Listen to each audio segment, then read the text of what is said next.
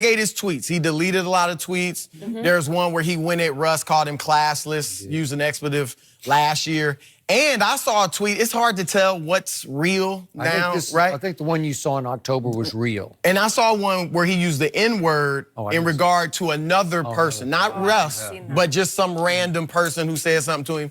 And he used the N-word, called him, said, I'm gonna beat your, all this stuff. This was a tweet. Now, again, I don't know, what's real, what's fake, but that should be part of the investigation. Okay. The one I was talking about was Russell Westbrook needs to go back where he came from. Right, that's another, And what's he talking about there? Africa or what, Probably, yeah. So if all this is true, then that fan should be banned for life from NBA games. Yes. If James Dolan can ban or kick out a fan for saying sell the team, if he can kick Charles Oakley out of the arena, then you can ban this guy for life. So that's number one.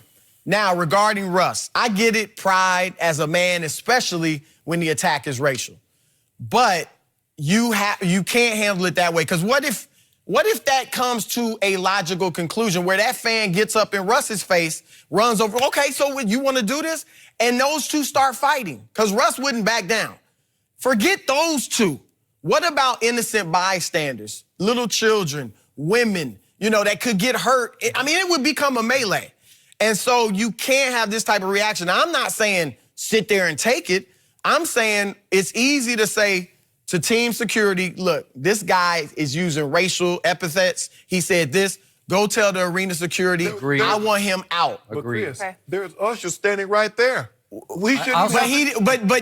Fine. But if they don't do anything, then you timeout. Call a timeout. You're the team leader. Get your players over here. Look, we ain't playing right now. Yeah. We are not playing until this guy's removed. Okay. He'll be removed. It's just too much.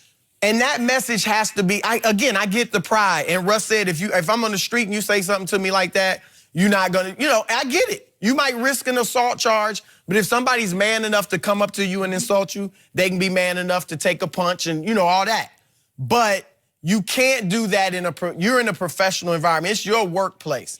And it's just too much that could go wrong. And like I said, the message has to be sent to Russ just because, like Ron Artest, we all know the malice of the palace. Yeah. He had a beer thrown on him, which is as bad as what they said to Russ. That's obviously worse.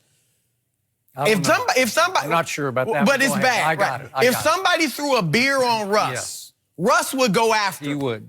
And we'd have the malice in the palace all over again. And so I'm on Russ's side, but he just has to know, look, we can't have this type of situation going on. We'll get the fans out of here, but you have to handle it differently. By the way, I think there was a Thunder security man right behind the bench, but it was so loud that I don't think he could hear exactly what was getting picked up on the video we saw. Because Russ didn't go at the guy. He just stayed where he was at his seat, just pointing. And I don't know how close the guy was. He in the front row? Three rows back. Okay. Put it like this. He was close enough for Russ to hear him. But you hope others would have heard it then, too. You know what? The problem that I have since the malice in the palace, they put in protocols for how the players should act. But the fans' protocol has stayed the same. Nothing has changed for the fans. They get to say whatever they want. They get to lash out how they want. But what has happened, Chris, is this social media. Because, see, if you're at home, I can tweet at Chris Broussard and say whatever I want to say to you. But, see, when you go to the arena, there's no more imaginary screen. That's live. You're there. I can't go into a Starbucks and tell my server, you know what? You know what? You know your mama is a you know what. Your dad is a you know what. They're gonna call the cops. Because they call the cops on me wanting to use the bathroom. I know good and well they're going to call the cops on me if I start berating one of the servers. Well, the other day, some guys, I forget where it was, at a fast food place, they went outside and started beating, the workers started beating up the angry customer.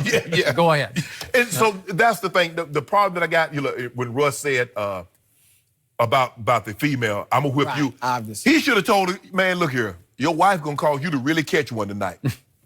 He gave too much detail. My wife was sitting there. She was sitting there, her hands in her lap, and she didn't say a word. That's an awful lot of detail. The thing is, for me, it's hard for me to believe that Russ would have even engaged her had she not said something. For Russ to react the way he did, Chris, that man ain't just say, hey, bruh, Hey, bro, hey, sit down and ice your knees. Really? And Russ gonna lose it like that because he said, bro, sit down and ice your knees. For Russ to react the way he did, because we go back to last week, Russ, when that kid touched Russ, he turned around and he realized it was a kid. I'm not so sure had that been an adult, he would have got the same response that the kid got. Because as we mentioned earlier, Chris, there was a soccer match in, I think it was England, where a fan ran on the field and punched the guy. Okay. Have we ever seen that in this country? No. Punch, nope. No. No fan challenging a player on the field. No. Never, ever. That was your scenario that you presented, right? I've never seen that happen in this country. But you remember when that fan came on the field and Mike Curtis was playing? You remember old Baltimore Colts? Do I? I bet he didn't run back on it anymore. He tackled him. He dropped that helmet on it. I got that. That's what and I do believe Russ when he said in his post-game statement, I've never put my hands on a woman and never would. So I don't believe he was going to do. No. But you still, obviously, you can't say that. Right. You know? Agree. There's one silver lining to this for Russell Westbrook. This is the one thing I love about him. He is the rare player who actually thrives on this. He welcomes it. He embraces it. Not that he isn't standing up for his family and his pride, his community, but he also loves engaging in this because he'll engage with anybody, anywhere, at any time. Usually, my rule of thumb is block it, ignore it, don't fuel it, because the more you respond to them, the louder they're going to get, and maybe the worse they're going to get. And you've been there. I've covered many playoff games in Utah. It's known for its fans with their borderline vicious insults. It's one of the worst places in the league. I don't want to condemn all the fans because they have a whole bunch of good fans, but it can get loud and it can get vicious with the insults, especially around the ring around. And they're the closer court. to the court. They are closer, fans. and I've sat courtside of a bunch of NBA Finals games there. How did Michael Jordan deal with it? He just didn't. He ignored it. I never saw him engage with one fan. I never saw him even look sideways, taunts thrown his direction. I don't know how racial or racist they got, but he just took it out on the scoreboard. And I told you, I only bought one piece of memorabilia my whole life, and it's that baseline from the far baseline shot of him holding the pose at the free throw line. And why do I love it? Because you can see the faces of all the fans in the far end zone seats. They're horrified like this, because he did it to him again and he's holding the pose. Well, that's how he took it out on them. Russ is fueled by this, and to his credit, he didn't come apart over this. He wasn't distracted. This didn't get him off his game. That was the second quarter. He just got better and better. He was great in the fourth quarter. He was the one who shot the dagger from it was like 30 feet straight on. It was the longest three he's made all year, just to hammer home and slam the door. This was maybe as impressive a win as the Oklahoma City Thunder have had all year. But now back to your issue with this. The N-word to me, and I'm obviously not in your community, but it's a fighting word. It's the most evil word in the English language. And it should be abolished somehow, but it never will be. And it's just out there and forever. And it sticks in my craw because it just makes my skin crawl when I hear it. If he did yell, get down on your knees like you used to, them is fighting words to me. But in the end, you can't fight. I know you can fight back by going to security. That's the way to do it. But I don't want Russ to lose by, he says, you wouldn't yell at in the street. Well, it's possible if you happen to walk through a bar, somebody in a lobby, somebody might yell it if they were liquored up enough. So what if they did? What are you going to gain? And we talked about it earlier in the show. And you said, well, you would gain your dignity, your pride. You're just going to put that guy in his place. And you're going to go to jail for it? Yeah. Russell Westbrook has a lot to lose. He's the face of a franchise and one of the faces of the NBA. He's not a good player. He's an all-time great player. And would you want, if the fan comes on the court and says, let's do it right here, do you really want to do that? No, you sure don't get to whip him, dude. Okay. You sure don't get to whip him. Because like you said about what you have to lose, Ron Artest was, how long was he suspended? 73 games, a whole season. Right. Yep. Russ would be suspended. Stacks say he lost $3-4 million. Right. So it's just too much. And to your point about Michael Jordan, Jordan came from a lineage that was 20 years ago.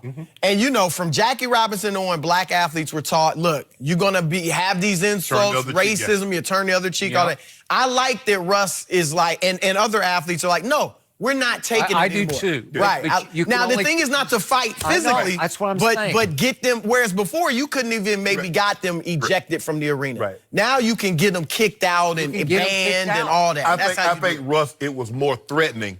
Leave it alone. It's almost like a rattlesnake. The rattlesnake just doesn't bite. It rattles first to let you know, okay, you treading with danger. I did like it. I must admit, it gave me goosebumps, like in a good way, like, I'm going to F you up. Well, okay, and you would if you... But Chris, look, there are certain things in our community. When I was growing up, obviously, the opposite race couldn't call you the N-word.